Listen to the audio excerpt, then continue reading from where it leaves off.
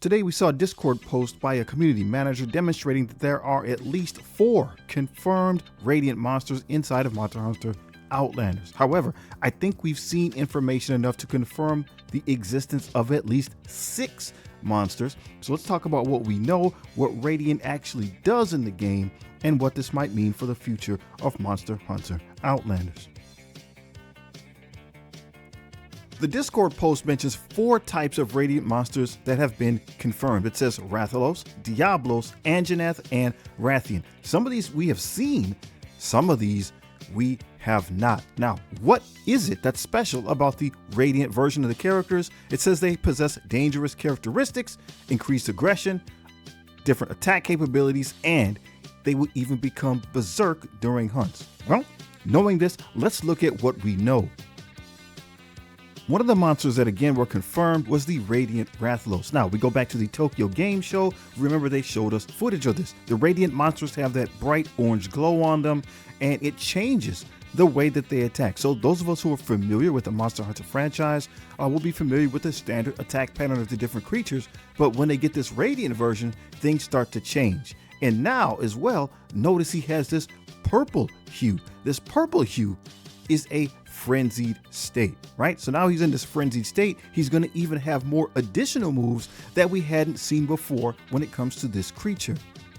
So what they're showing off here is this particular monster, it's entered this frenzied state, and so now it has access to an ultimate attack.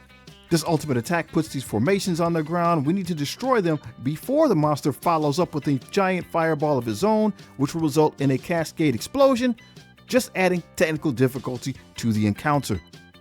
One of the monsters that's very intriguing is the Radiant Diablos. It says that their horns have become far more robust, capable of easily shattering surrounding rock.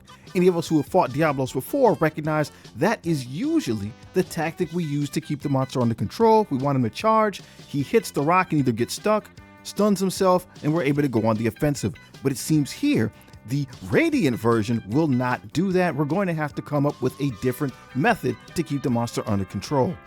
We have seen in-game footage of Diablos, but at least the in-game stuff that we've seen, I think this is just a standard Diablos. I don't think he's the Radiant version. We don't see any glowing orange, right? He's flashing red to telegraph attacks, but we don't see that signature orange glow.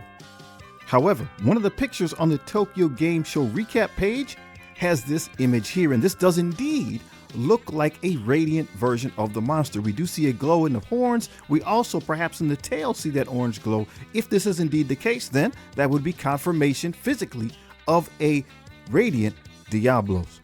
The 4th monster that was mentioned is a Radiant version of Anjanath. Now, I haven't really been able to confirm any video evidence that this monster exists. There is this quick shot here in one of the trailers, and I guess if we go ahead and take it and slow it down, maybe it does indeed confirm that this is the Radiant version of Anjanath. He does seem to have a lot of fire going on. I'm not sure how to tell if this is the standard version or the Radiant version. Let me know in the comments below. We have 2 more monsters that also have Radiant versions, one of which obviously is pretty easy to prove, because again, in the demo for the Tokyo Game Show, they showed hunting a Radiant Pukei-Pukei. And again, since this is shown right from the developers, obviously we know that it exists in the game. During the fight, the Pukei-Pukei changes forms. He has this purple as well. So again, they make sure we understand that he's in a frenzied state. So once again, the monster is more dangerous. It has special moves that it hasn't had before. And our player needs to be a little bit more careful because it's a lot easier for him to take damage. And of course, he doesn't want to get carted back to base this early in the encounter. We have a clip here where we see an Anjanath body slamming a great Jaguarus.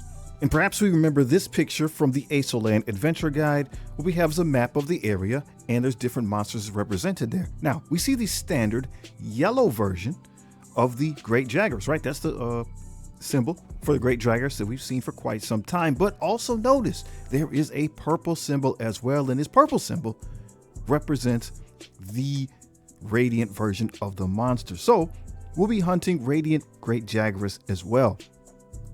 So the developers have stated that when it comes to the Radiant monsters, they will not be available right when the game launches. This is going to be something we're going to have to work up to. I'm really curious to see how and when it's going to be implemented into the game, and really what type of tactics, solo or team, are going to be necessary to knock these monsters out. So far, they've shown us there's a lot of different weapons in the game. They're keeping true to their form and function. We also have seen a wide variety of monsters. There should be a good roster for us to deal with, and so I'm really excited to see what happens when this game releases. Is there a particular monster you are looking forward to? Hey, if you haven't seen this video right here, please check it out. It's legit. And there was our Radiant Anjanath.